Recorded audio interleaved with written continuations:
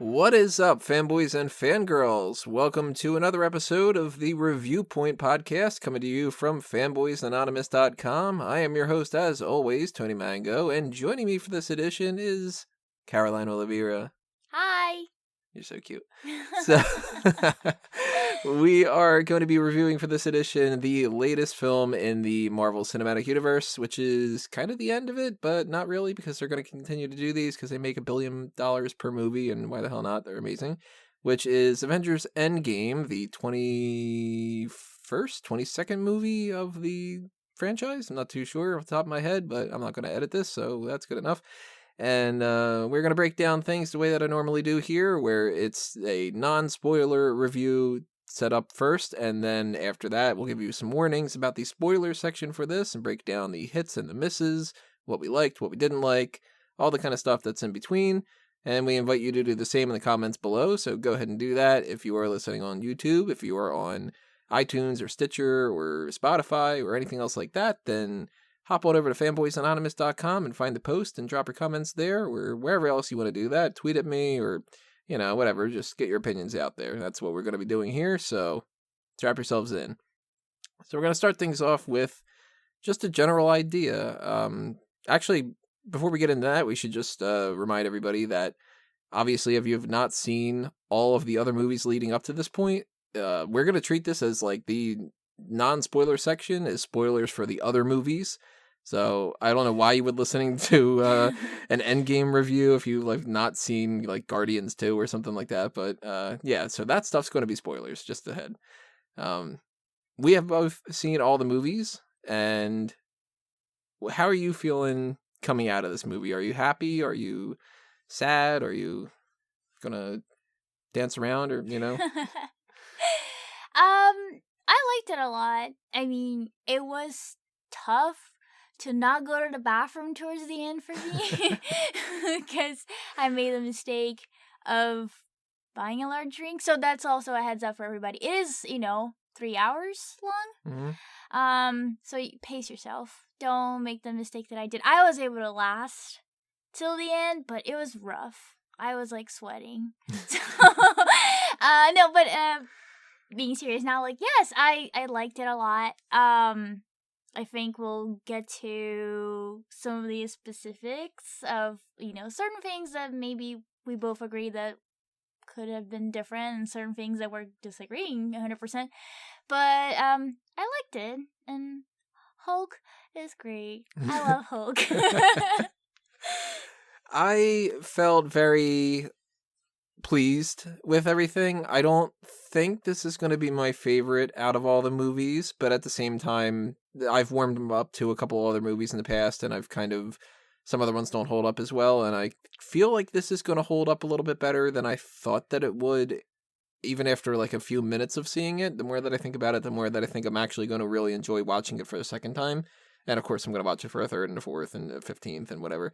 But I feel like this is the end of a really, really long journey, and instead of it being like it came out disappointing, like, let's just say, like, for instance, if the Lord of the Rings movies had been 20 movies instead of 3, and if it would have ended with just, like, I don't know, one of the 15 endings that they had for that, and one of them was just, like, everybody's dead or something like that, then I think that would have been a little bit disappointing and stuff. And going through 20-something movies for this, I feel like this is a good end to everything, and there's stuff to nitpick, for sure, and we're going to definitely nitpick things when it comes to spoilers, but I don't feel disappointed, and we saw it with a big group of people, and I don't know if anybody was really all that super happy about it.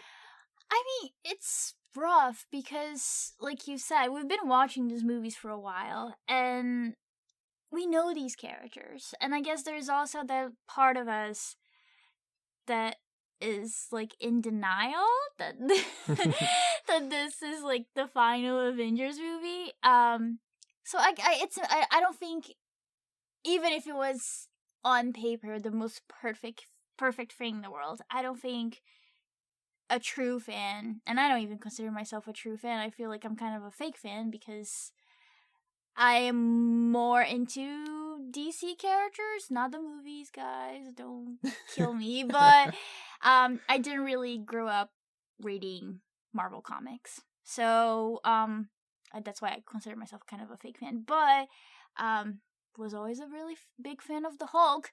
I will say that. He's awesome. But yeah, I think it's just like, it's really hard to just make it a perfect movie and please the fans completely 100%. But I agree. It's a good movie. It's really tough because you for sure go into this movie with a lot of expectations, and I guess it's kind of like when people read the book first before a movie, they build this idea in their mind of what something is, and then the next thing you know, it didn't live up to it, and that's not necessarily the fault of the movie, that it didn't meet what you had in your brain. And that's why even something like some of the nitpicks that I can get into, like maybe they shouldn't have gone this direction with that character, or maybe they missed this opportunity to do that with somebody, or actually like a good equivalent to this is something that I don't know if I mentioned it in the Infinity War review that I had done, but I kind of look back on those movies and I say it's a shame that they called Thor's axe Stormbreaker, because I know that Stormbreaker is the hammer that Beta Ray Bill uses, and that there's an axe in the comics that's, I don't know, some kind of Norwegian name. It's like Jorgemurgner or something like that. And that's like, well, that's already an axe, and they could have used that, and why didn't they do that? And now that kind of ruins Stormbreaker for Beta Ray Bill, and that kind of ruins Beta Ray Bill, and then like, I kind of build that kind of stuff in my mind. So I have nitpicks when it comes to stuff like that, but at the same time, they're making their own set of movies here, and I know that a lot of people were upset that Ultron wasn't created from Hank Pym like in the comics, and I think that like Tony Stark doing that makes a lot more sense. So some changes are for the better, and some are nitpicks that are in like the plot wise, and some are on like the being a true fan kind of a thing, and some of it's just kind of out there. So I can totally see people walking out of this movie feeling disappointed, but I don't think any of them really should feel disappointed with the movie. I think that they would be disappointed with their fandom of it, kind I of. think that's a really good way to put it. I don't think anybody's gonna. I'm gonna go down this diatribe again, but I walked out of The Last Jedi super pissed about so many things, and half of it was, how could you do that to Luke Skywalker, and the whole thing doesn't make any sense, and they ruined the whole 6 movies that came before it, and all like the fandom side of things. But another part of me was going, the Canto Bight stuff was a complete waste of time, and there's this plot hole, and how do they do, hyperspace through a ship if that's been never in any of the other movies? Why didn't anybody just do that? And plot errors, and like a better filmmaker would have made a better movie, even if they went in the same direction for the stuff that I absolutely fucking hated. So I don't feel like this movie does anything like that, where it's kind of like, you ruined the Avengers and crapped all over everything that came before it. I think if anybody's going to complain about anything, it's going to be the little moments, and maybe actually some people that are going to say it's a little predictable. Yeah. Like, I know Dace was one of the people, and I asked Dace right afterward, I said, what do you think? Because Dace was going into this. People should know Dace by now. You guys know him. He said he was kind of bugged by the idea that he saw where a lot of this was coming and they didn't really shock him. And I brought up a couple ideas right after that I said, well, I thought such and such was shocking, and then this and then that. And he was like, well, yeah. So it was like, I think that that's going to be something. I think some people are going to have to watch this movie a second time and they might like it better. Yes. And then some people are going to watch it an 8th time and come across some other kind of like, this doesn't make any sense if this and that. And for anybody who maps out all this stuff afterward, please link me, because I'm confused about some of this stuff too. So I feel like if we're keeping on the non-spoiler section, let's talk about some of the other stuff. Like, what did you think about the music? I liked it. I feel like music is like more your area. You tend to pay more attention on the music side of things, but with me, it's music in movies to me, obviously are extremely important, because they can either just, you want okay, let me rephrase this. For music to be successful in a movie, in my opinion, is it will add to the emotion of what a scene is doing, but it won't completely remove you from what's going on. So it's just like there to enhance. And obviously, like, non-spoilers, but there are some obviously musical like nods to previous movies that were kind of like cool to see. I guess we'll talk about that in the spoilers, but yeah, I mean, I just go to these movies expecting that the soundtrack is gonna be nice and not, Skrillex. If there's dubstep in the middle of this movie, then it would be certainly one of the misses. It would just be I can't see Thanos with like a rave. That's my Skrillex. Yeah, the music, I don't know if this is going to be one of the ones where I'm going to download a bunch of, buy. Yes, buy. Yes. A lot of very legal. Legally buy torrents.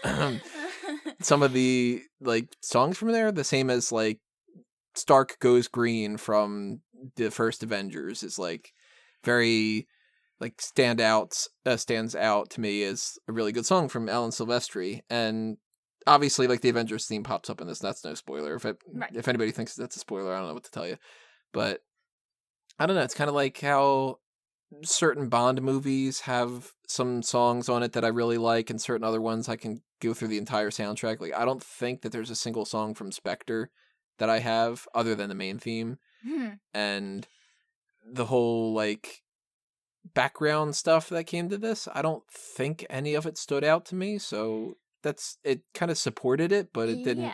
I don't know if it's going to be something to be like, let me pop that on and listen to it. I still feel like you're still going to download it, because I feel like with you, there's going to be this underlying emotional connection to the soundtrack where it's going to be, it's like not my favorite, but it's the Endgame, so yeah. I might. Yeah. It might happen.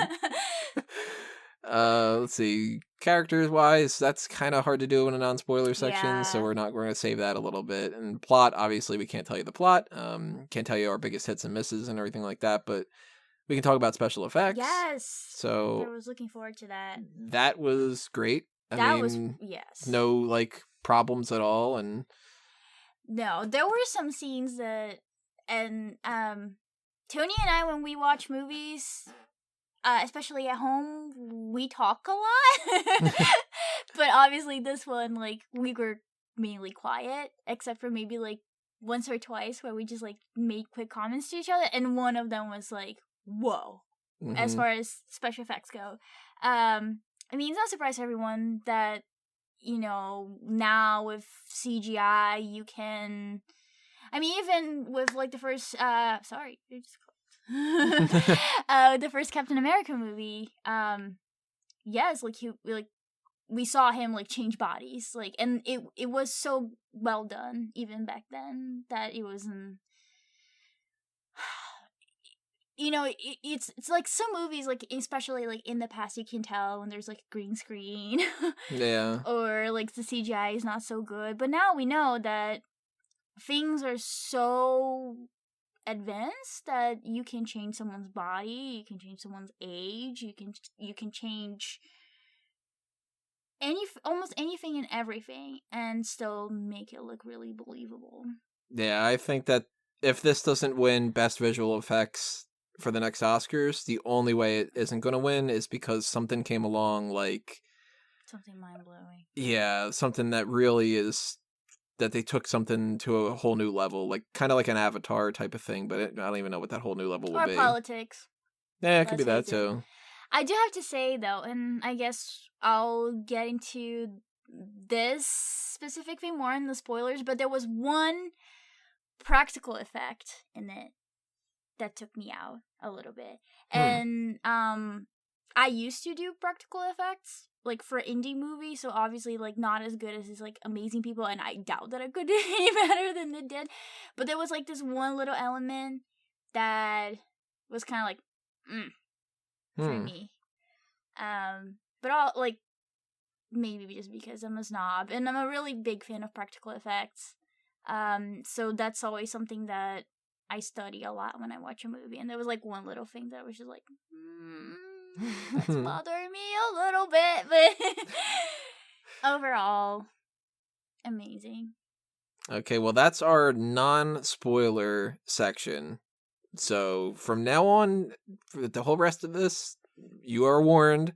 We are going to talk about everything. People who may not make it to the end of the movie. There's lots of stuff to break down. So spoiler warning for everything from this point on. If you listen to it, go ahead. I'm giving you the warning. But maybe you don't want to know, and then if that's the case, then skip to the very end and I don't know, listen to the plugs or something. But if you don't mind the spoilers, or maybe you do want to know what the spoilers are, and maybe you're the type of person who likes that, I don't know, then, by all means, continue listening. But I'm going to give you about a 3-second break just in case. And there you go. Now you have no excuse. So, Scarlett Johansson gets killed. No, well, no, she doesn't get killed. Obviously, her character. But yeah, we're gonna break down character-wise. But actually, before we get into characters, I want to pick up on this train of thought from before. The practical effect that threw you off. What was it that bugged you? Okay, so Thor's body. Yeah. We're spoiling it, so yeah. So in the movie, like, Thor is going for this massive depressive episode, because of everything that happened. And he's been only drinking beer, eating crap, and playing video games.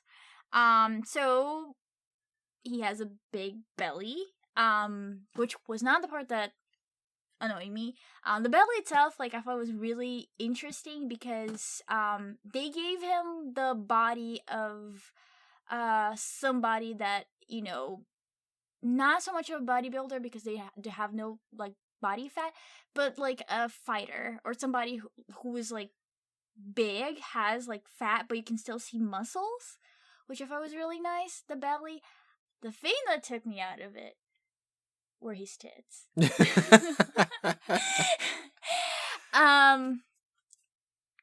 Yes, he needed to have tits. Oh, man boobs. Yes, the moobs are you off.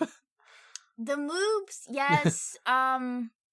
Was not quite fond of how they were falling. That and I mean, it is like a kind of like a harder thing, I think, to sculpt, because also I guess when you have somebody who's like that overweight and has like manly saggy tits, you expect some movement, and there were none. So it makes me think that it was like plastic or something. Like, I mean, obviously it was plastic. It wasn't real flesh or something. But well, it was probably foam. It's a side note just for me to feel like such a snob. But like when you make a prosthetic like that, you basically can do them out of silicone and foam. Silicone looks better, but it's really heavy and really, really hot. So it's not comfortable.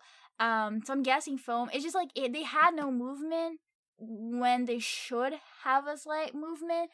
So that took me out a little bit. That made me go like, oh, yeah, no, this is fake. And at first I couldn't pinpoint what it was that was bothering me.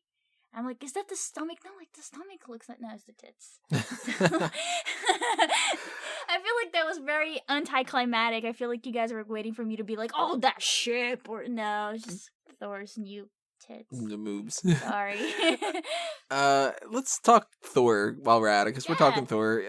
Yeah, his arc in the movie, again, this is all spoilers. So, the beginning of the movie, they track down Thanos, and he's been feeling, over the past 23 days or so, I think that they had said it was, he's really angry, feeling like he's the one that screwed everything up, and that if he would have just gone for the head, like what Thanos said, then he would have been able to stop everything. So when they eventually come across Thanos, and they find out that everything's all for naught, and they can't go back and just unsnap everything, that he just flat out decapitates him.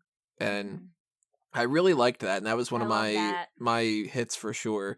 Was he's a different character at this point than he was in the first Thor, but in the first Thor, I mean, he had been 1,500 years old or something at that point, so he already learned this, like, warmongering kind of idea, and even though Thor right now after Ragnarok has become more of, like, a bro, he's still A very somebody. nice bro.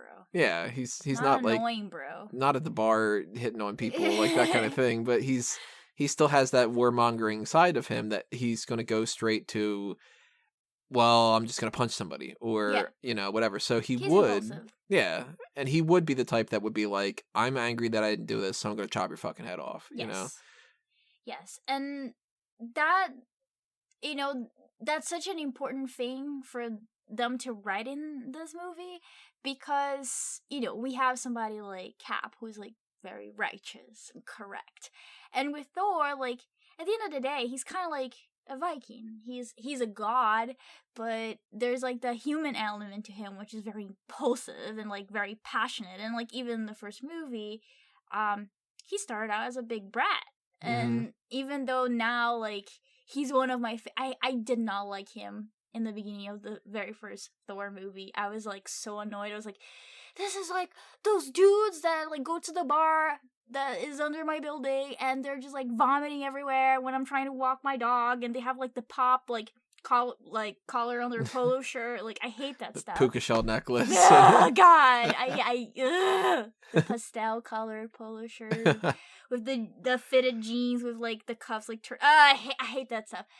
But then like he became one of my favorite characters, and part of why I really love him is that he is impulsive and he's like very passionate. So when he did that, not only was like, yeah, heavy metal my part, but it's also like, yeah, like that's what you expect from his character. Yeah, everybody was true to their character, and there wasn't like any that I can think of at the very least. When we start going down the list, I might go, that was a little off or something, but off the top of my head, I don't think anybody was not in the headspace of their character from not just like the moments that they were in the future and everything, but even when they go into the past and stuff. And one of my favorite parts of the movie, and I'm sentimental and I'm a sap when it comes to this kind of stuff, but like it's so cute. No, it isn't.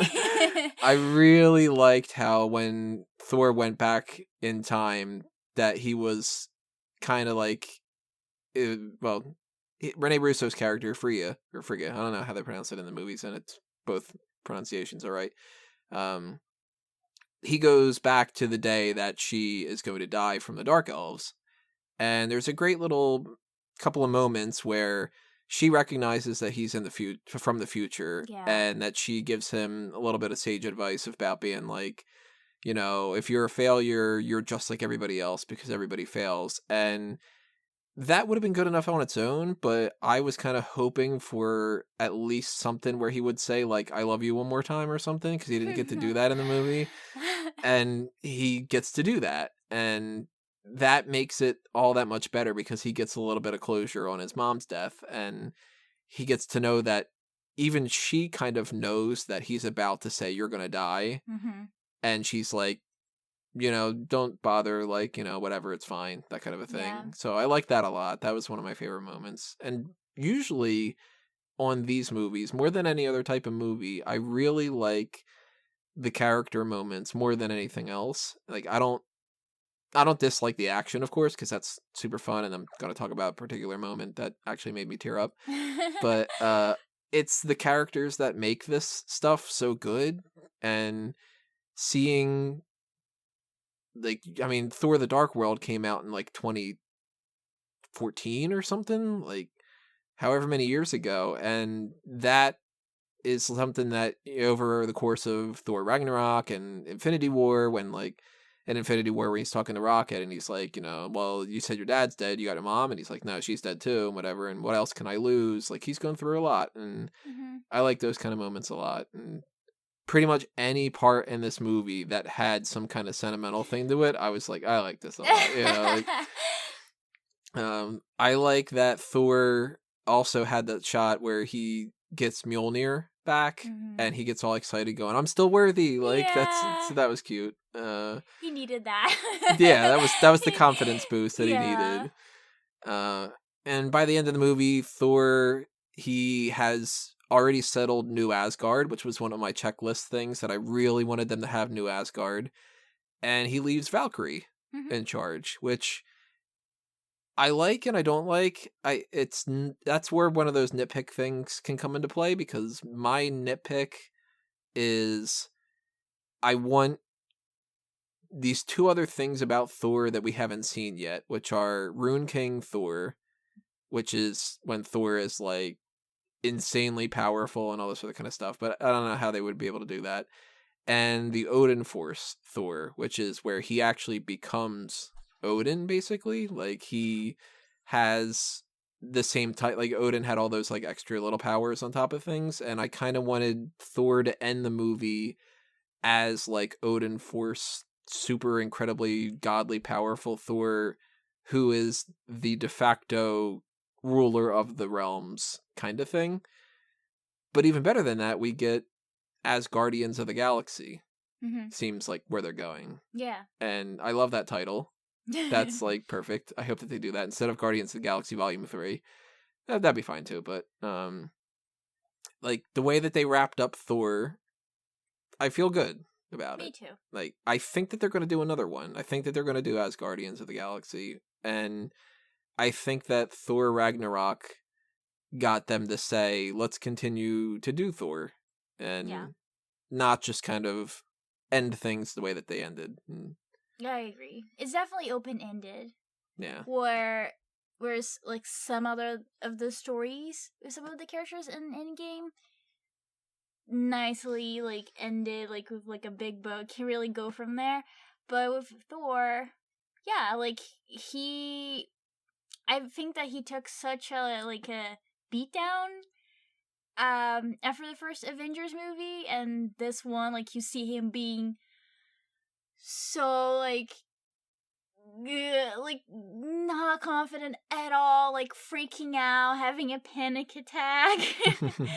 So I think that I really like the fact that he's like, you know what, like, this is the first time that I don't have, and he says something like that. I forget the specific words, but when he's telling Valkyrie that now she's in charge, he's saying, this is like, she asks him like, what's next, like, what are you gonna do? And he says, this is the first time that like I don't have to be like, Yeah, I don't have like a destiny I or don't have a something. destiny. And again, to me, that makes him even more human, because now like he knows he's powerful, and I feel like he might have to even like relearn that, and maybe that's a way of him becoming even more powerful and going in the direction that you just said. Maybe, yeah. But I think that opens up a lot of story opportunities for him, and I like it. And he's so like lovable, and also like his interaction with Star-Lord is great. Well, how did you feel with the Guardians? Because the Guardians end up with, and I'm really confused about how some of this stuff works, because the time travel stuff, they kind of alluded to the fact that like movies tell you certain things, and then they like there's good jokes about like, you mean to tell me Back to the Future is bullshit, like that. Side note, Tony has yet to see the movie. Yeah, I've not seen Back to the Future. I have seen Die Hard. That's a good joke in that. I like that part. But I'm really confused about stuff like Nebula kills her past self from 2014. So how does Nebula from the future still exist if Nebula from the past got killed? I thought that she was, when she killed her past self, there was like a slight change in the light in her eyes. And in my head, I was like, oh, they're gonna do the whole thing of like the light going out of her eyes and she dies, but she doesn't. And maybe that was just like my brain like seeing things, but I really thought that she was just gonna die. Yeah, that's really confusing to me. And now they've got like Gamora from 2014 was hanging around. Yeah. And she doesn't know any of the Guardians. Right. So is she still in what I'm assuming is supposed to be like 2019? With the 5 years after the one thing, and I mean, I don't know what year this is supposed to take place. I kind of lost track of that. But like, is Gamora the 2014 one from before Guardians 1, or is there some kind of thing where when they put everything back, like when they put the stones back, they obviously had to put them back before they started anything, which that defeats the purpose of, if you put that back before that, then they didn't get the stones, and then that in itself, where are the stones now? Yeah. Because the last shot that they're in is when Hulk is telling Steve to put them back, but that's for them to go back and then do the snap. So then there has to be a version of them. Oh wait, no, there isn't, because Thanos got rid of them. That's right. Yeah. He willed them out, so there are no stones anymore because they reached that point where they decapitate him. So there aren't any stones. So that defeats the purpose of that. Nobody in the future can really do the whole, like, well, now, I don't know, Doctor Doom gets all the stones and whatever. Like, they're just gonna have to do, like, Heart of the Universe or, you know, any of the kind of Cosmic Cube or any of the other kind of things that they would need to do with that kind of stuff. But the time travel stuff's confusing, and I don't know how that works with Nebula and Gamora, because now maybe Gamora is back because... No, she was killed before the snap before, so that's... Yeah, and they establish with Black Widow that she wouldn't be back. Right. So it kind of seems... It seems weird, like, that they would do a Guardians movie without Gamora. Well, I think that maybe the plot for the next one will be them, like, going on some sort of quest, but Star-Lord actively searching for her. Yeah, they tease that at the end. He is, like, I mean, we're guessing that after the big battle and everything, she just kind of, like, took off and disappeared because she doesn't really remember them. She doesn't know them yet, I guess. That's a better way of putting it. So she must be in the next movie. There's no way she's not going to, but... The one thing that I'm thinking maybe they're going to do, which if they planned this far ahead, then that's insane. Which, I mean, that's not really insane. They did all these 20-something movies to lead to this point, but there's that tease at the end of Guardians 2 with Adam Warlock, and you kind of can't do that without putting Adam Warlock in a movie, and I think it's really kind of cool if they do go ahead with the whole, like, Matthew McConaughey type thing or something, because I think that'd be kind of interesting, but... In the comics, Adam Warlock is, like, extremely tied to the Soul Stone. Mm-hmm. And maybe, even though there's no Soul Stone anymore, maybe they can do something where he has, like, magic, or he's got some kind of connection. Maybe he was, like, born out of the Soul Stone, and that's why they're able to create people on that gold planet thing. I can't remember the name of it. Yeah. Where it was... her or she or whatever her name is, Aisha, like, maybe everybody's gold and everything because of the Soul Stone. And if that's the case, then maybe Adam Warlock is able to do something like go into the Soul World through some, like, back door and kind of merge the two versions of Gamora. So by the end of the next movie, she remembers all the stuff that happened, and that way she's like, oh, I'm back, like, that kind of thing, in the body of, like, her 2014-year-old self. God. Maybe something like that. And yeah, Thor's maybe. just there being like, oh, hey, you know, like, we're going to flirt a little bit or something. I don't know. Yeah, well, I guess we'll see what happens with that. I think that they tried in that scene between Hulk, what's her face? Tilda's character. The ancient one? Yeah, the ancient one. When she's trying to explain why he couldn't, like, take her stone, and she kind of, like, creates a visual thing, and then, you know, Bruce/Hulk says, like, no, like, what if we put them back? And then they try, and even that scene, to be honest, I get what they were going, but part of me, like, didn't, my brain kind of forced me not to pay attention to so many of the details that they were explaining, because I felt that it was really confusing. So I kind of just, like, went with, like, okay, so they just have to, like, return the stones. They got a plan. Like, they got a plan. Okay, cool. Like, I awesome. really liked that, because I really liked how they brought back Tilda Swinton. I know. And That scene was awesome. Yeah, and how she takes his soul out and he's Yeah. Bruce Banner instead of the Hulk, and that there's that like kind of nod that she already knows what's going to happen with Doctor Strange because she said you're about 5 years too early. Yeah. And Stephen Strange is She still knows, doing yeah. whatever, so Yeah. like she knows that, which means that kind of implies, even though some of this stuff gets erased and some of it is like they went and put the stones back and all that, that they kind of already knew that that was going to be the case with Doctor Strange, and that's why she is willing to give him as much leeway in the movies as he is able to be given. And Yeah. you know, I really liked that a lot, and I really liked how they did that with a lot of other things, like that they brought back like Hank Pym working with S.H.I.E.L.D. in the 70s, and that was the visual effect that we were both like, wow, because Yeah. they de-aged a couple people here and there, and they re-aged, and you know, Yeah. that like looked even better than it did in Ant-Man and Ant-Man 2. And now it's like, okay, well, that's just Michael Douglas. Yeah. Like, I can't tell the difference between, if you put that side by side, I wouldn't be able to tell. He probably looked better in this than he actually looked. They like cleared out some pimples and stuff.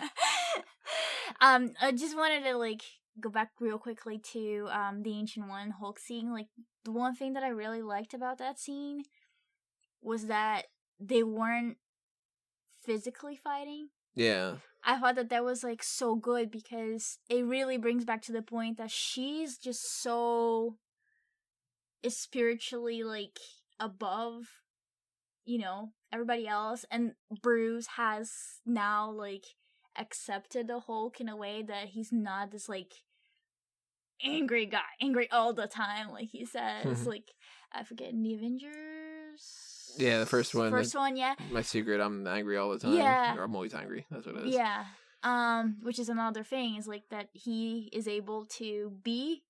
He says like he's able to put the brains and the brawn together, and now he's just like Hulk. And he's posing with kids and taking and selfies. Wearing like nice clothes, and yeah, he's so cute.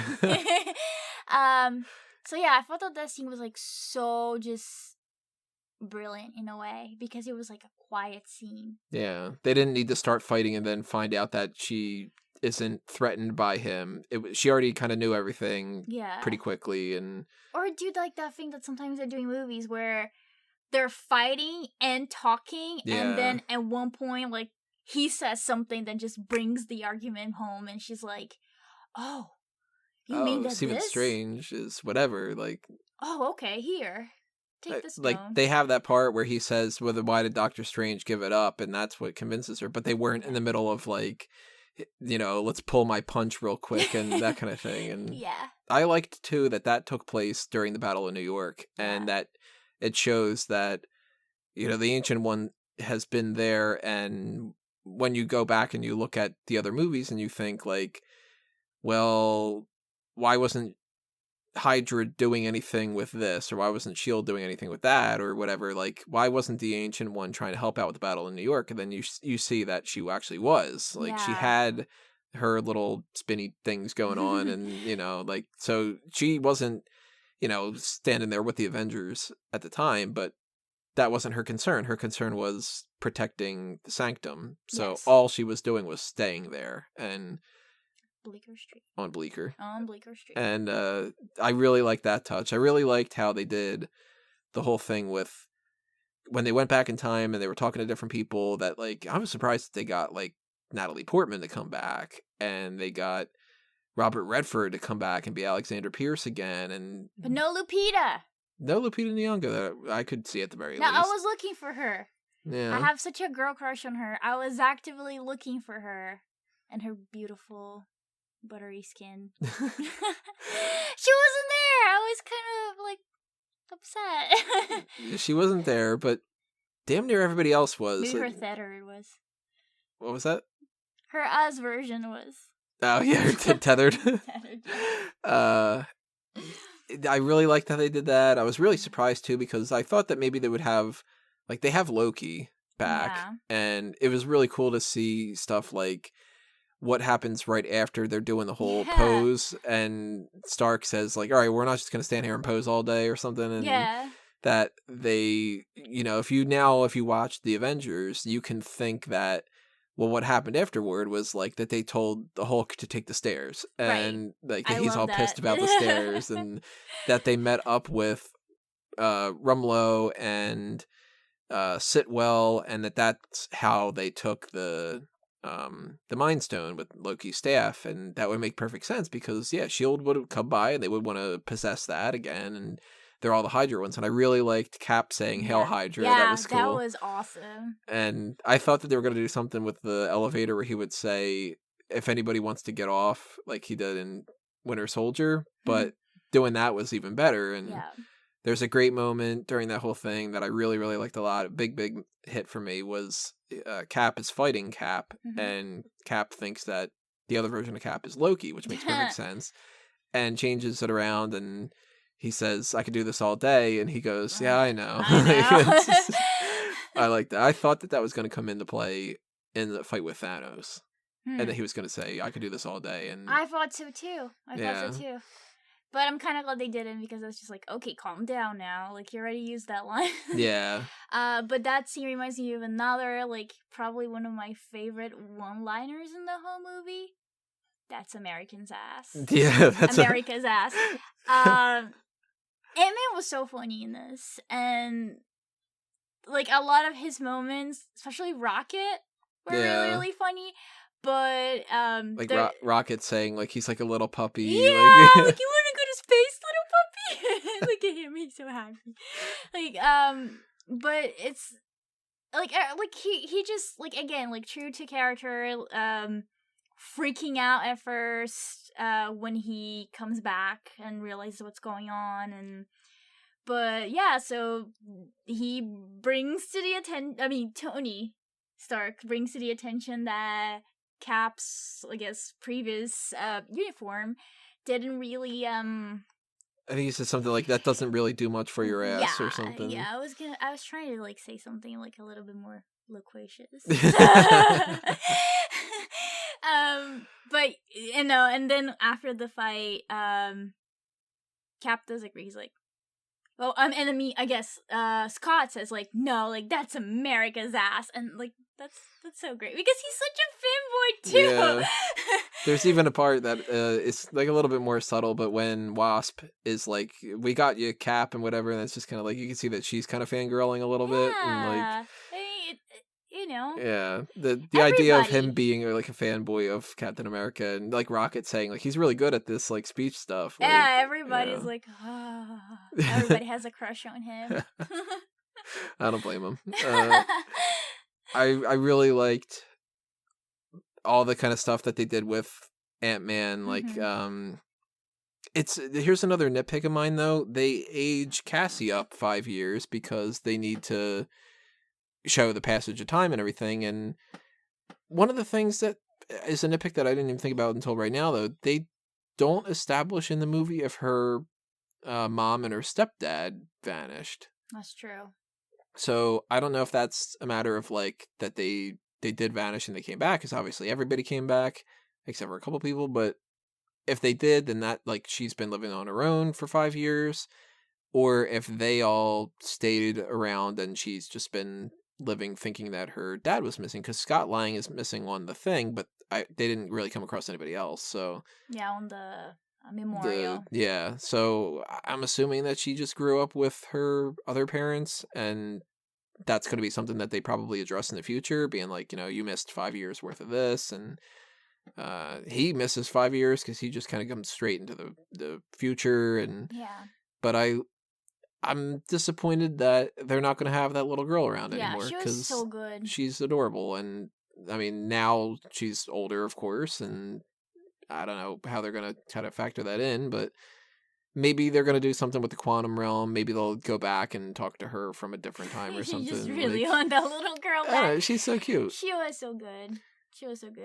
And maybe the trade-off, though, is that she's going to be Stature in this. Right. So, and maybe they're going to get Black Ant or something. Maybe they'll do that in the movie. They'll get like Eric O'Grady, and I mean, I don't know how old she's supposed to be, but she's probably like 15 or something, like somewhere around there. So, if this takes place a couple more years in the future, maybe Erica Grady is going to be like some boy that she wants to date or something. Like, and they can do that whole like, the dad not wanting to do that whole thing or something. Like, I don't know. Maybe it'll be interesting to see where they go with Ant-Man. But I really liked Ant-Man being a funny character in there and having some serious moments too, like him saying that he really wanted to do the time heist, as he called it, and stuff, and all that. Ant-Man was a hit for me for sure. I don't think I have any other nitpicks when it comes to Ant-Man and their kind of stuff. I liked the Hank Pym stuff. I liked seeing Wasp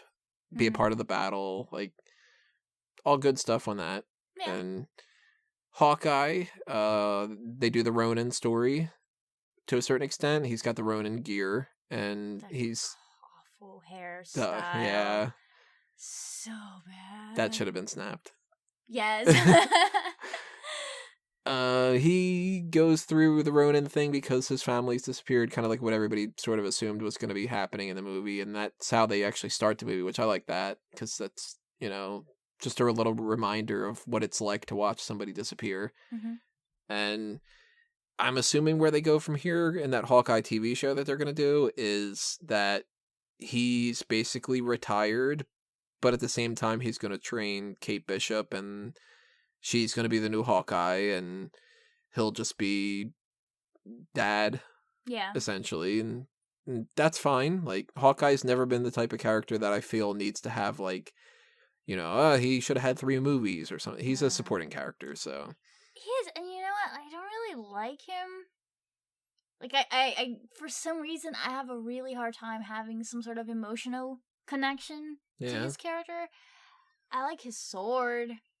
That was about it. But that being said, and we talked about this on our way here, we disagree on this, but when he is with Black Widow and they're trying to get the Soul Stone on Vormir. I know them by colors. See me. The orange one. One of them has to sacrifice themselves. Right off the bat, I'm like, just kill her. Yeah. One, I don't like her. I cannot stand her. Oh my god, I just have such big hatred for her. Anyways, but also I'm like, he has a family. She doesn't have anyone. She's disposable. Like, go away. And I disagree with that, not because of the family thing, because obviously I wouldn't have wanted it to end with, like, the family doesn't have Hawkeye anymore, and that there is no Kate Bishop story and all that. I was hoping that what they would do was that Hawkeye would sacrifice himself, and that throughout the process of them undoing things, they would be able to bring Clint back for his family. I kind of assumed, wrongly, that everybody would kind of work out well in the end, and that there wouldn't actually be any deaths. And I thought if there was going to be any deaths, it would be one, and it would be either Captain America or Tony Stark. And I didn't see Black Widow dying being a thing. And now that, like, one of the nitpicks that I have is they're going to do that Black Widow movie. And now I'm just like, all right, well, now it's just a prequel. Yeah. And I kind of don't care to see a prequel about her story. I am more interested in her like, if they do the whole stuff, was it the Red Room? Mm-hmm. I'm into that. I want to see the bitch getting tortured and stuff. I don't like her. I'm sorry. I do not like her. But my biggest beef with that scene, and probably that was, like, the one scene that I was just kind of like, ugh. Like, I actually even, like, moved my hands, like, oh my god. Like, frustrating me is that, obviously, Hawkeye doesn't want her to sacrifice herself, and she doesn't want him to sacrifice himself. And they kind of start fighting, and they get to a point where both of them could have easily just, like, fell from the cliff thing and died. And then it's like, are you stupid? It's like, if somebody just throws themselves out there, just, like, let them go. Like, you have a bigger mission. Like, you're doing all this to bring, you know, not just people back, but, like, in my head, that's more important, the animals back. The animals, the plants. And... yeah, but, like, you know, and you're gonna do that? Like, there was a point that they could have easily just talk that out.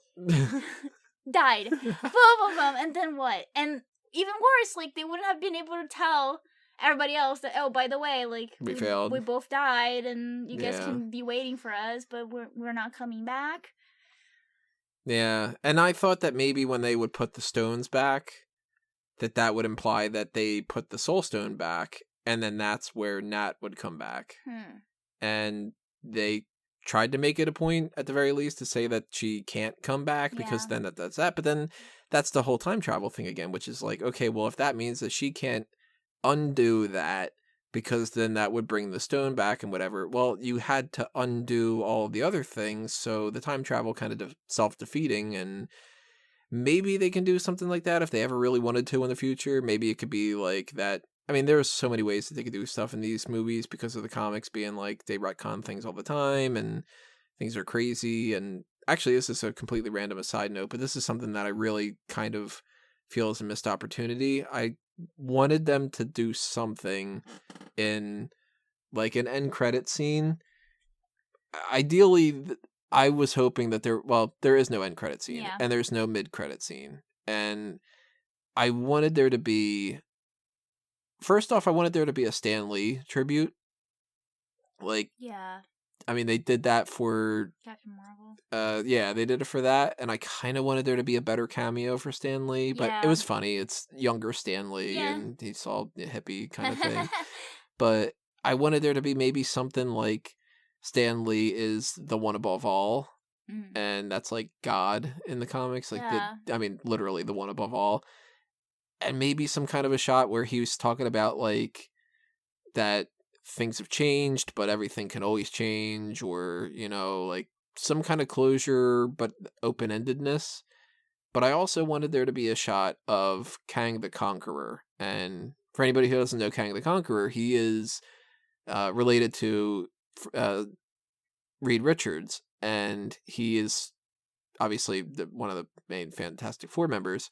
So they couldn't really do the Fantastic Four stuff, but if they would have been able to get the rights to Kang, or even just something that alludes to Kang, and Kang's mostly time travel related, where he, like in the Avengers cartoon, they do a story where he comes back in time to try to do something with Captain America, because Captain America is like a man out of time and he should have died in the 40s. So he's disrupting the time stream and whatever. And that's this whole movie, is that they jump 5 years into the future, and now everybody knows that they disappeared for 5 years. And if they don't know, then that means that the time travel's all fucked up, and you keep going. That's why you need people to map this stuff out. Yeah. And I kind of feel like maybe that's exactly what they should have done, is had Kang say something like, well, as a byproduct of all these time travel things, everything's going to be different, and they're going to be able to include the X-Men, because now Magneto should have had his whole thing in the Holocaust. You mean to tell me that Magneto is going to somehow pop up in a future MCU movie and it's not going to be Magneto? Like, and if so, where was Magneto for the past 70 years? Or, you know, like that. I wanted there to be, you've got this MacGuffin of changing time and space and minds and souls and all that. That could have been the perfect way to incorporate all the Fox stuff and just say, we merged a bunch of timelines and now things are going to be different, and maybe some stuff in the past has changed, and now anything in the future that they have messed up, like, you look into other canon and continuity problems and you go, well, that's a continuity problem because the snaps happened. And they didn't do that. So that's like the fan in me that's like, you missed out on that, and you missed out on the opportunity to do that with bringing Black Widow back. And if you wanted to do a movie like what I wanted the Black Widow movie to be, which was her in whatever the modern time is, and possibly training a new Black Widow or something like that, and that could have been like Florence Pugh's character or whoever else is in the movie, I don't know. And maybe that could have been incorporated in there. Now, if it's just a prequel, it's like, all right, well, she survives and whatever, and that's just the end. Like, you know. Yeah. So I'm disappointed in the Black Widow stuff. That was a miss. And they even like didn't have her in the scene of all the women fighting together because she was dead. She's dead. But it was like, you know, she's the main woman that started it all in the MCU, like that kind of thing. And it's like that's kind of a missed opportunity a little bit. And... Big eye roll. I still don't like her. Like I would say though, and obviously that's like not even like well, I guess the one positive thing that I can say about her character is that I enjoy the fact that I first like the last movie she had the blonde short hair, and now she's just been kind of like a mess, like working nonstop. So like her hair is like half red, which is I guess her roots are showing. Roots, yeah, and then like, and I felt that was like cool because, you know, if you want to establish that she's been also like depressed and like barely eating, like we see a scene of her like peanut butter sandwich and like just like trying to work and also like upset with like the whole like Hawkeye thing that they talk about in the beginning of the movie.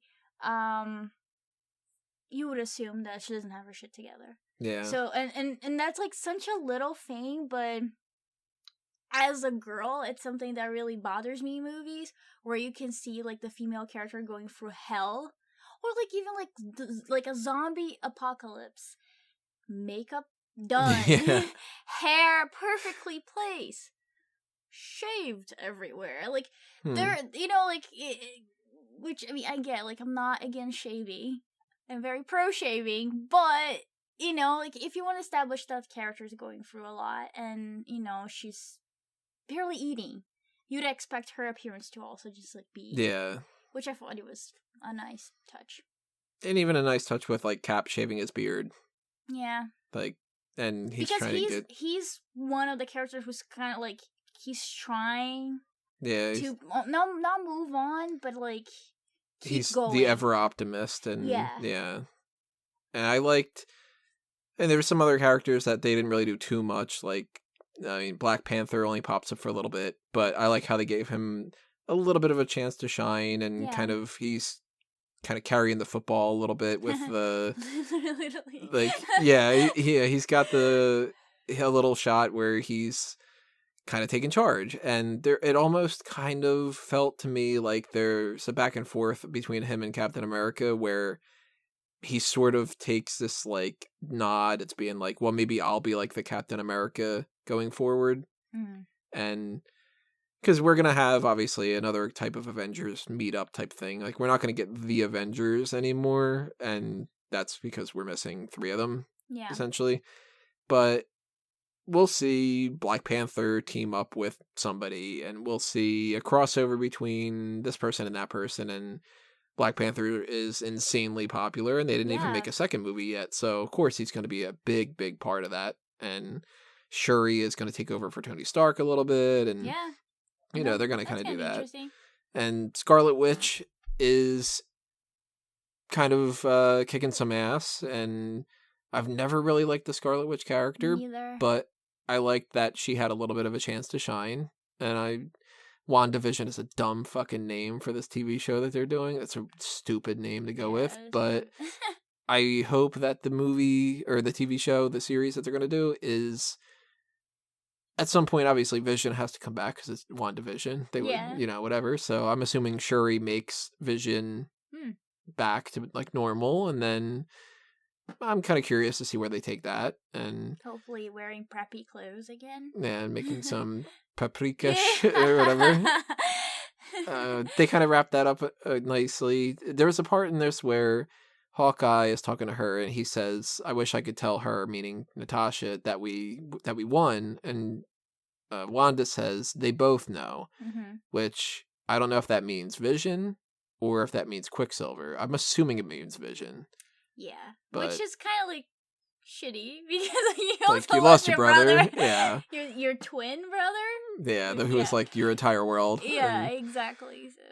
So they kind of wrapped that up well enough, and they're going to do a TV show, so that's, you know, that's good. And I liked how they did with Sam and Bucky, Mm-hmm. where they're definitely like buds now, and they're going to be the Falcon and the Winter Soldier TV show. And this kind of brings into the Captain America thing, where it's like I was incredibly nervous about Captain America getting killed, and I really didn't want Captain America He to die in was. this.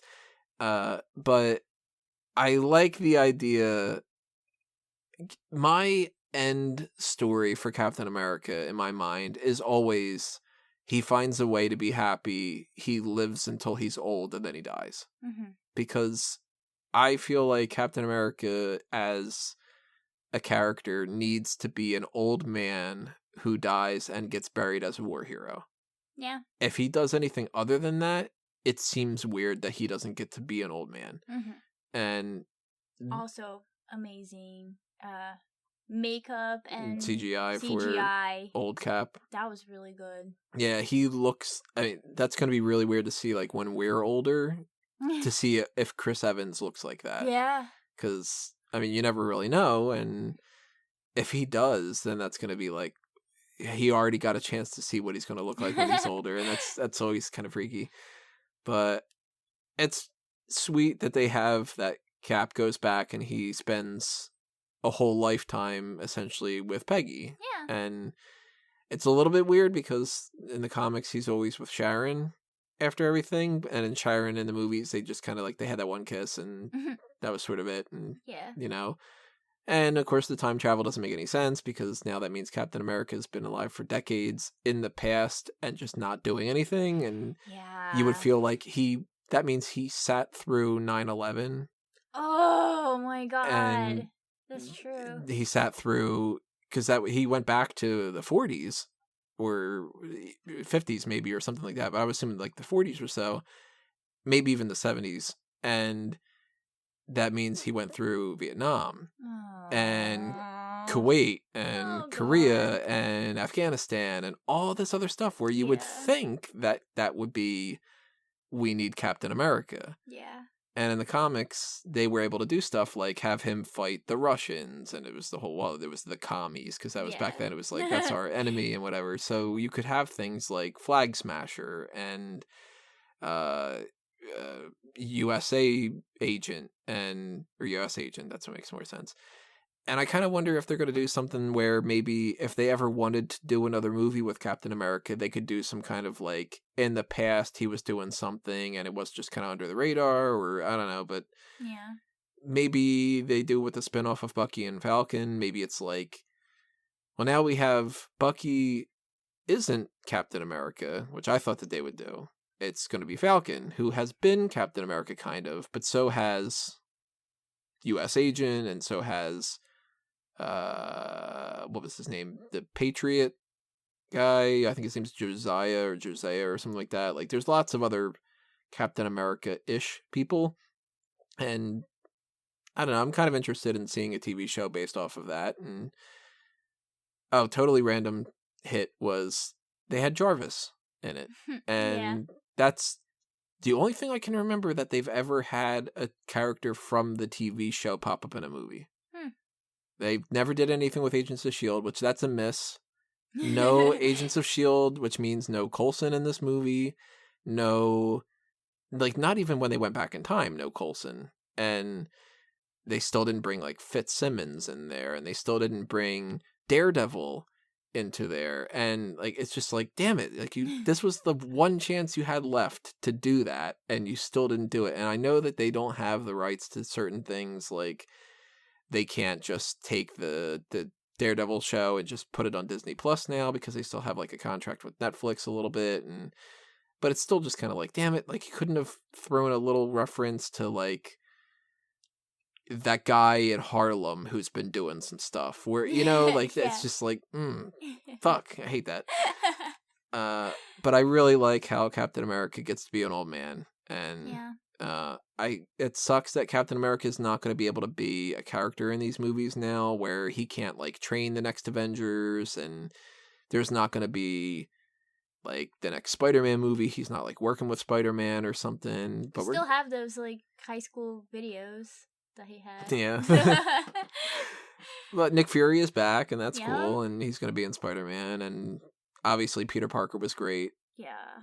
And like that was sad. That was one of those moments where it's just like, oh, there was one of the tears. I really liked that he had that moment with Tony Stark Yeah. at the end before Tony dies. It's kind of like his new Uncle Ben. Yeah, and also it was like a good, like Tony was there when he got snapped.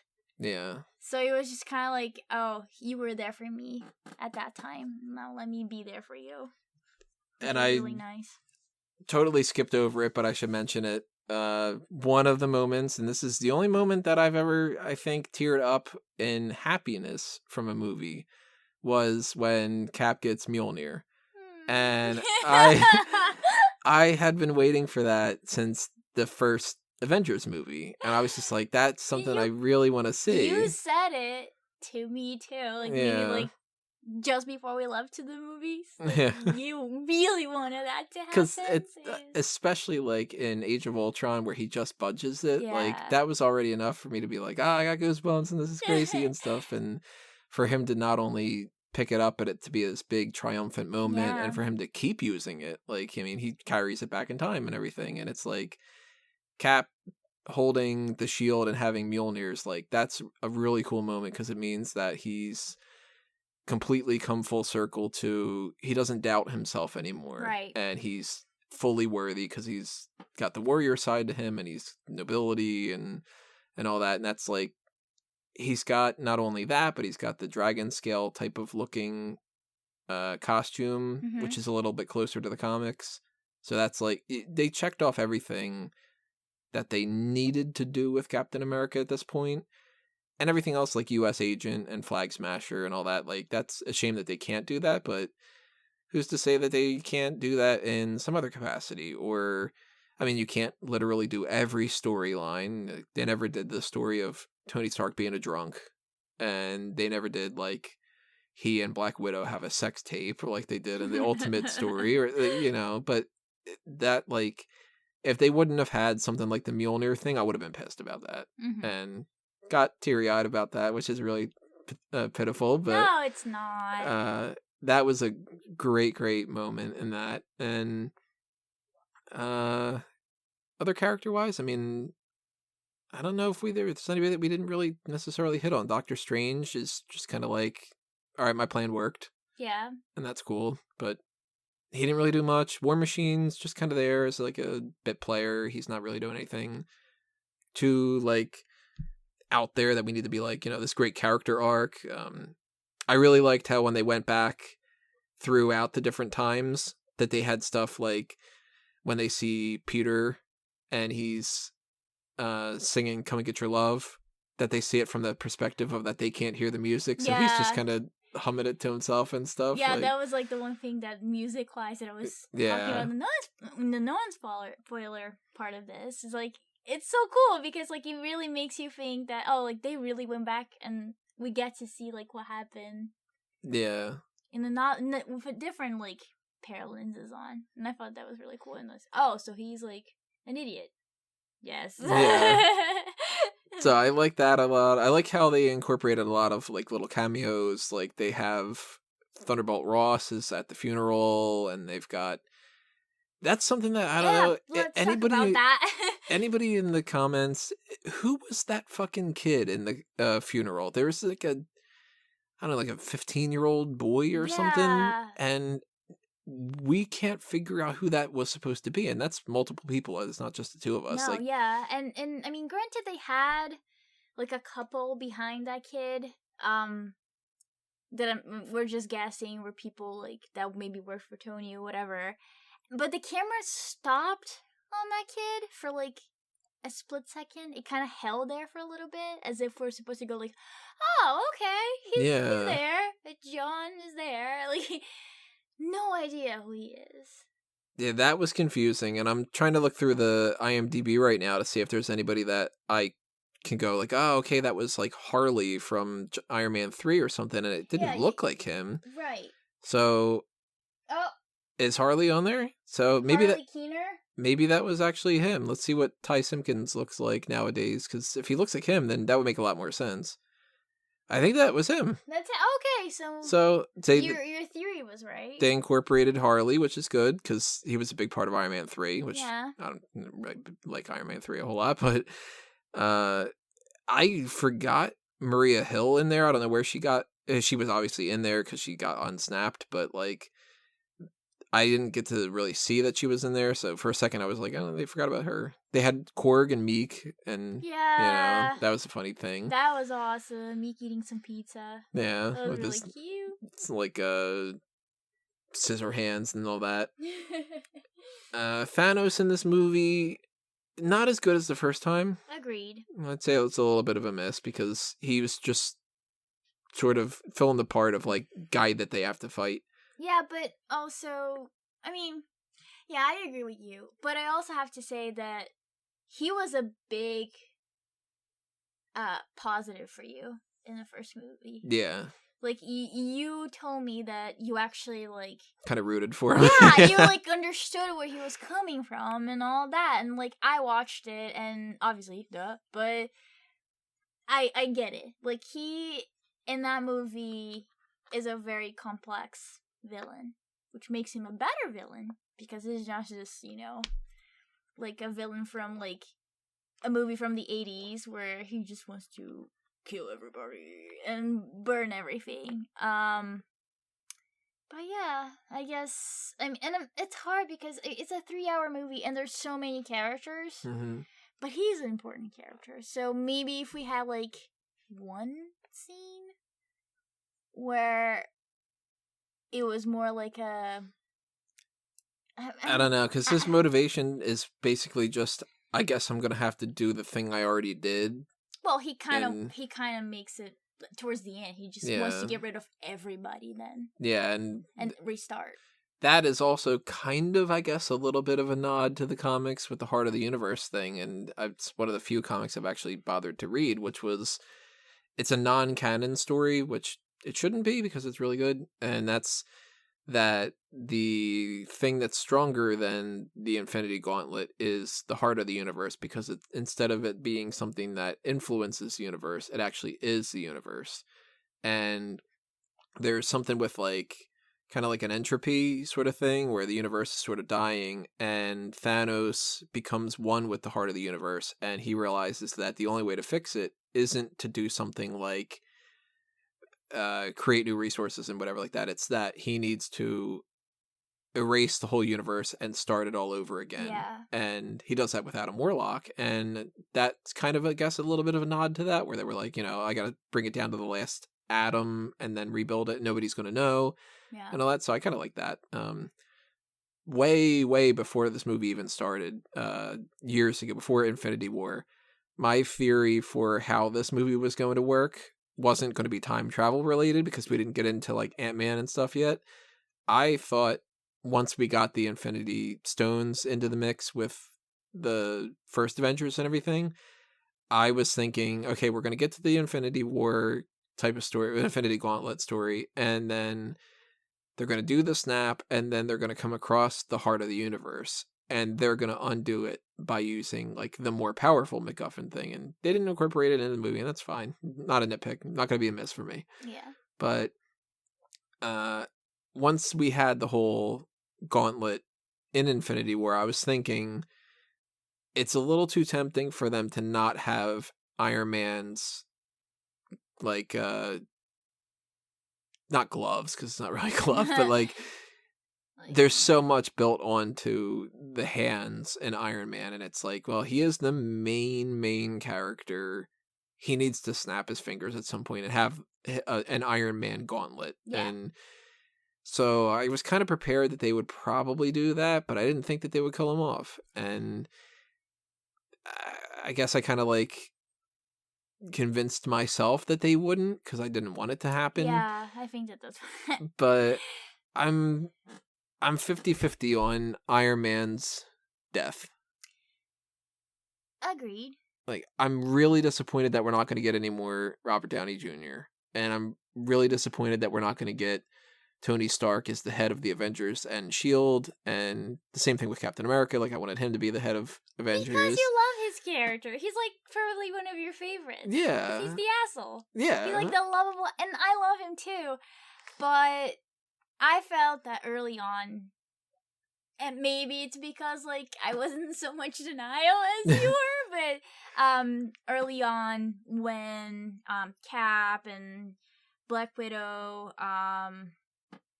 and Scott come and find him to bring this idea of time traveling, we see that he now like lives in this like cabin, really nice cabin with Pepper and their daughter, who's like so cute as well.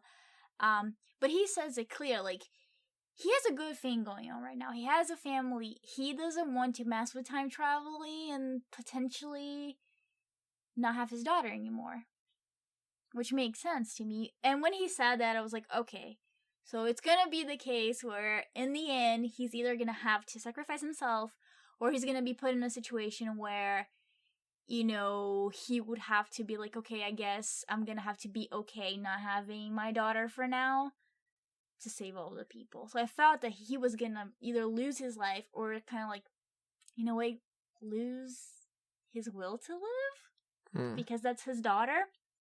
And I agree with you that it was kind of like, I'm torn about it because, yeah, I love his character, but I also felt that made a lot of sense. Yeah. And the whole, like, proof that Tony Stark has a heart at the end, because it's an ongoing thing through the movies that he's, like, the playboy, and he plays it cool all the time, but we all know that he is a loving person. And he wouldn't be Iron Man if he didn't care. He's not just doing that for fame and what have you. So, and he gets a goodbye with his dad. He does. Which isn't really like, nice.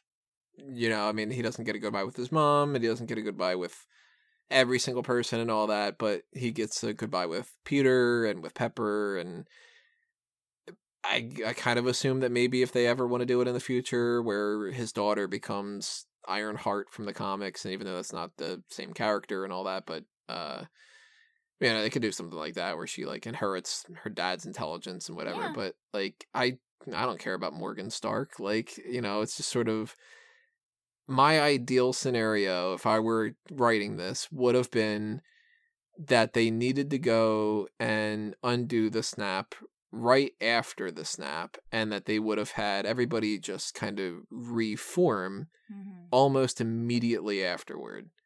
And the only people that would have remembered that the snap happened and that they would have spent 5 years in the future are War Machine and Cap and Natasha and Thor and like the main people that kind of did that. But everybody like Peter would think that they snapped away and just kind of reformed immediately.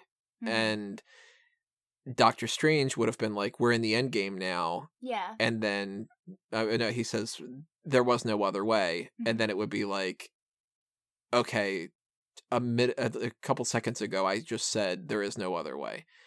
And if that would have happened, then that would have made sense with me for at the beginning of Infinity War when he says that he had a dream that they had a kid, and it felt so real to him that they would have had to undo the kid. And the way to get around that, which is like, that's kind of like almost like, you know, making a statement about, I guess, like abortion or something, but they could have gone around that by having it where Tony Stark retires for real this time, kind of, and he and Pepper decide that they're going to try to have a kid, and then there's maybe some kind of a shot of like them at a wedding or something, and she's pregnant. Because then it's like, okay, well then they have the kid on the way, and it might not be the same exact kid. Maybe it's like, maybe Morgan Stark is going to be a boy this time instead, or maybe it is just going to be the same kid, and it's in a different timeline. So they'll have the kid, but the kid's not going to remember a like universe where trillions and quadrillions or whatever of lives were completely destroyed. She is just going to have to hear about that from her dad, that like, oh yeah, I came back in time, and like, you know, like that kind of a thing. And then they can do that and have Iron Man not be in any of the future movies if Robert Downey Jr. doesn't want to do anymore, without having to kill off the character to make it to where now you just can't have him in the movies.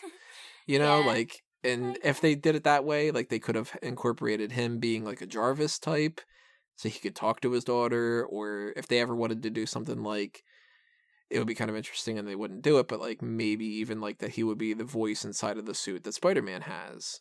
And like, they could have done stuff like that, and that's You a just nitpick. don't want to let Tony go. I don't want to. You No, have to. I wanted Captain America to lead the Avengers and Tony Stark to lead Shield, and like I wanted it to be like that, and that's going to be something that I'm going to have to just deal with. That you can't always get what you want.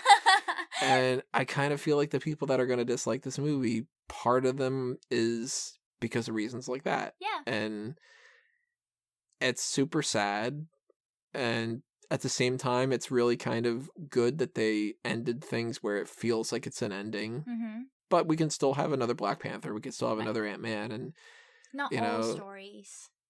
Yeah. Are, clearly, Captain Marvel is going to be in another movie, and she's got that stupid haircut. And I was not a fan of that either. I'm glad that they actually talked about it real quickly. It's like, oh, what have you been up to? Getting another haircut? Yeah. The Rocket, obviously. They kind of needed to, because she's had that haircut in the comics and stuff, and but I don't like that haircut. And I don't like Captain Marvel still.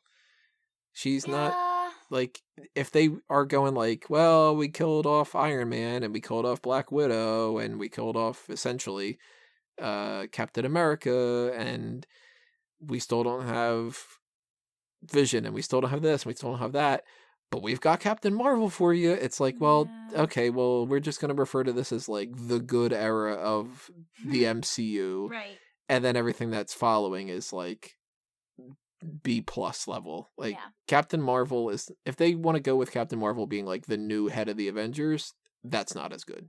Right. I agree. I mean, we talked about this just as when we watched the movie Captain Marvel together, Tony the second time. The movie's very enjoyable, but she is a blunt character. Yeah. And it sucks because, like, you would be an easy character to like if she had a little bit more personality. Yeah, and she doesn't need to be funny because there are already funny people. Yeah, she doesn't need to be interesting. Yeah, she could be something. Yeah. Right now, they write her out for this movie for almost the entire movie because they just clearly didn't have an idea of what to do. Right. And she just she's been gone for decades because they didn't need it to be in the 90s, and I already talked about that before. I but like that, though. they wrote her off as being like, well, she's on other planets. And then she comes back in here and she's like, all right, well, let's go fuck up Thanos. And then they do, and then it's all right, well, I'm just gonna go fuck off for a while again. And then she just shows up at the end, and it's like, okay, now that's good and all, but you haven't had any character growth. You've had a haircut, and that's not good enough. No. So I don't know how they're going to try to make her a better character in the future, but if they don't, they're gonna she's gonna be bland as all hell. And you're gonna have to. I can't imagine seeing Captain Marvel leading a group of Avengers that's like Doctor Strange and Falcon, Captain America, and whatever, and feeling like it's not just the runner-up, it's like the minor leagues in baseball or something, Yeah. So that's disappointing, and I mean, they couldn't do these movies forever, and I guess kind of in the same way as like Bond movies are, that's the final Daniel Craig one, and that's the final Pierce Brosnan, and at the end of Die Another Day, it kind of seems like that's a good enough write-off for Pierce Brosnan, and is that good enough? Well, not necessarily, but you can't really just keep going forever because people don't not age and stuff, and unless you have CGI. And I feel like overall, like, even though I can nitpick and even though I can complain about some certain things, it's still 20-something movies and 10 years of watching. I watched Iron Man in the theater by myself because nobody wanted to go see it. Aww. And we weren't dating yet. That's why I wasn't there. Nobody wanted to go see it because everybody was saying, this is during a time frame where The Dark Knight was out and stuff, and people were like, oh, it's just Iron Man. Iron Man's stupid. Like, and I was like, well, I've never really been super duper an Iron Man fan, but Iron Man was always kind of cool, and maybe they'll have War Machine, and like maybe they'll do this, and maybe we'll see Spy Master or whatever. Like, I kind of knew some of the characters, and I remember hearing that there was a post-credit scene and telling people in the movie theater, stay afterward because there's supposed to be a scene afterward, and everybody was like, what the fuck are you talking about? And I was like, I was calling them, because I had heard the term credit cookie for the longest time, of like, here's your little cookie for staying after the credits. So I was telling people, like, there's supposed to be a credit cookie, and I mean that there's a scene and whatever. And then Nick Fury pops up, and it was like, oh, fuck, like, they're doing Nick Fury, and it's Sam Jackson of all, like, they actually got him, and because Sam Jackson Nick Fury is infinitely better than the white Nick Fury in the comics and stuff. And that was, like, that blew my mind. And that was in 2008. Yeah. So to think that 10 years have gone by, and it all led up to this and stuff, it's like, it's kind of insane. Yeah. Because they were able to pull it off. And yeah, I'm disappointed about that they killed off Tony Stark, and I'm disappointed that they killed off Black Widow, and, you know, it would have been kind of cool if we had, like, Odin Force and all, whatever like that, but it's like, you know, if you are hitting a score of, like, 94 out of 100 or something, you can't complain, and I really, really liked it, and I'm happy with it. Yeah, me too. I mean, obviously, you're way more passionate than I am. Like, I really enjoyed and obviously enjoyed watching all the movies. I didn't really experience most of the movies in the theaters. Tony made me watch all of them. And he watched most of them with me, which is great. Obviously, I loved it.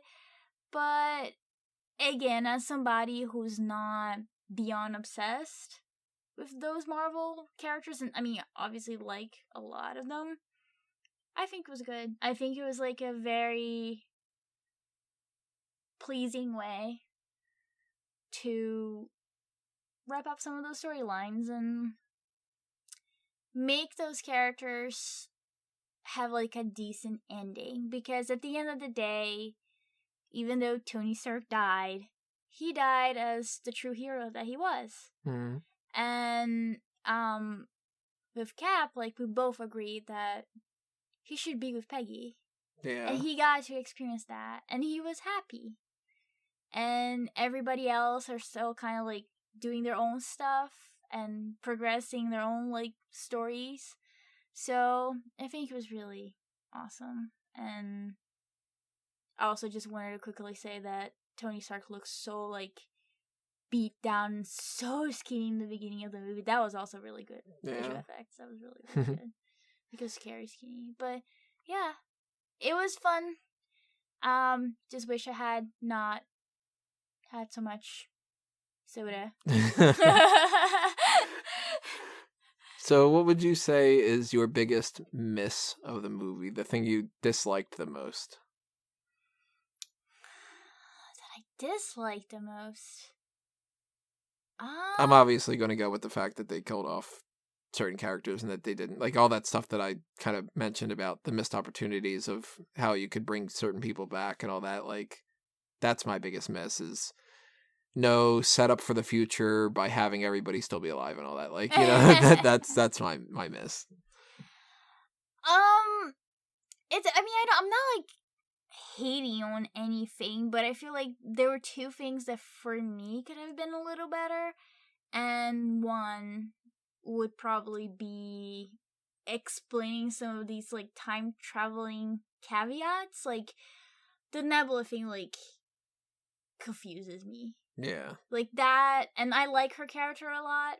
She's actually like probably my top, maybe like top like 10 characters or like 5 characters, because I feel like she's such a sad character. And in this movie, she had really like sweet moments in the beginning with Tony Stark when he's like teaching her how to play, and he's like, you don't have to be so angry. This is fun.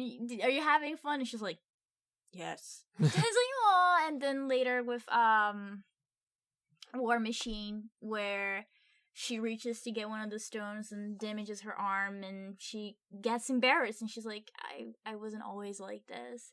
And he's like, yeah, me neither. We just kind of have to deal with what we got. And I was like, she needed that. She needs a hug. So, but then, like, confusing. I really thought that she was going to die when she kills her form. So I would maybe, like, obviously it's hard to explain time traveling because I'm guessing that even Tony Stark wouldn't be able to fully explain that. But maybe tighten that up a little bit. And I agree with you about Thanos. I think that I guess the only explanation is if they went back and they put all the stones back, then that means all the events happened, which means that Nebula didn't go to the future, which means she didn't die. But that's but all so confusing. But wouldn't... None of it makes any sense. Yeah, I don't know. But I mean, again, like, this is like nitpicking because I really enjoyed the movie. Yeah. Yeah. And what would you say is your biggest hit that you really liked the most out of everything? That's if I'm gonna have to go with anything other than the fact that, like, really nice little touches here and there of things like Happy telling Morgan, you know, your dad used to like cheeseburgers too. Yeah. Like, that was a really, really good little moment. Yeah. And I think that the Russos are so good at that. Like, because, I mean, obviously they did stuff like having Loki disappear, and it's like that's going to do something in the future. Yeah. And they're going to play into that. And, like, they know how to do these little moments. And the Cap thing with I could do this all day, and, like, whatever. Like, they're good at that. And that was a good little tie into Iron Man, and that whole scene of him, like, we gotta stop and get burgers and stuff. Like, I really like that, but I would probably say if I had to pinpoint one thing in particular, it was just the idea of Cap with the Mjolnir and all that. Because that's just the one moment out of everything that was just like, that kind of symbolizes a character journey and all that.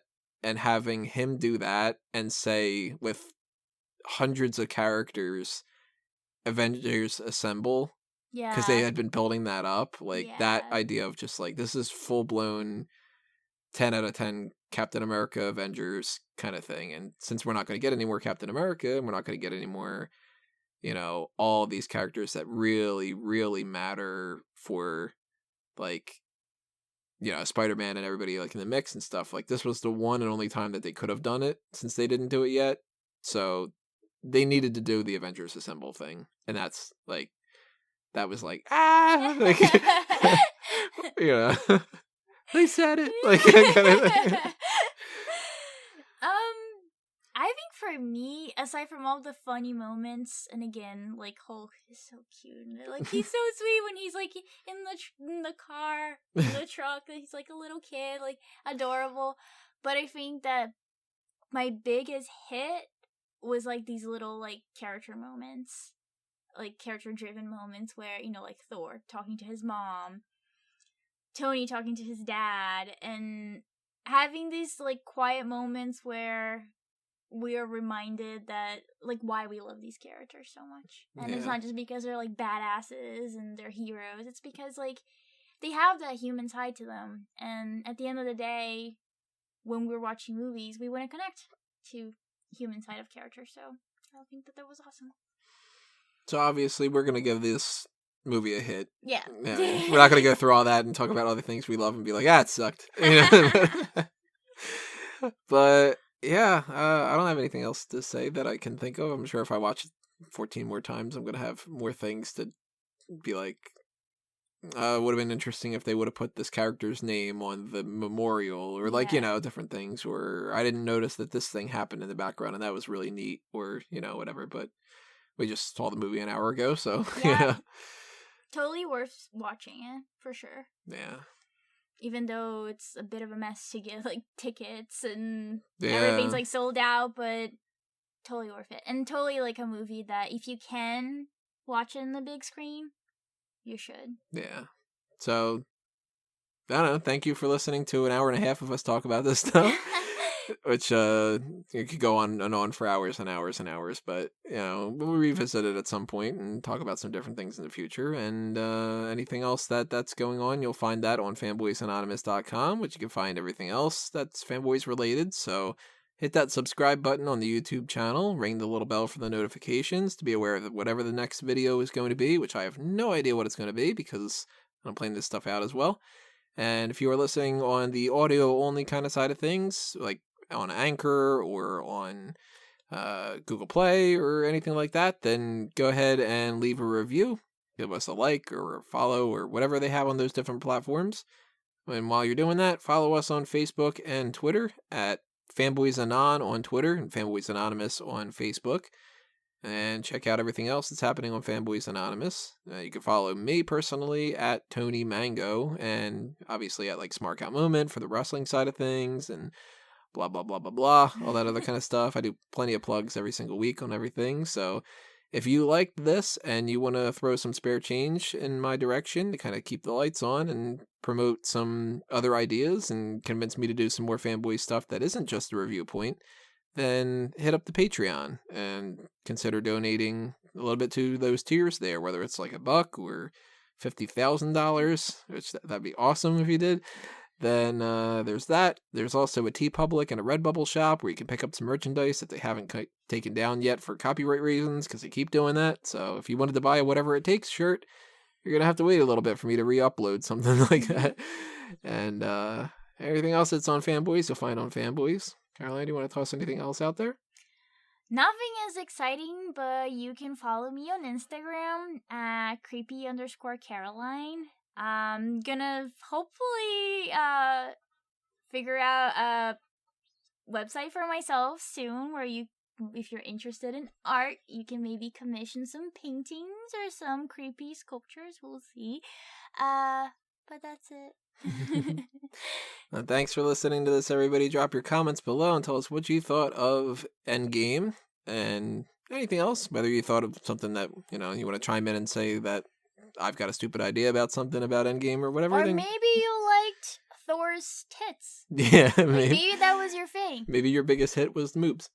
And you think that we're crazy for not liking that. But anything else like that, then continue the discussion and I'll be replying to you guys and we'll kind of keep talking about the movie because there's plenty of stuff to talk about. And the same will continue with the future of the MCU because Spider-Man Far From Home will pop up and we'll be talking about that, and, we'll kind of keep this train going as long as they're able to do it. So, thank you again for listening to this, everybody, and all your support, and we will see you next time. But for now, it's time for us to geek out.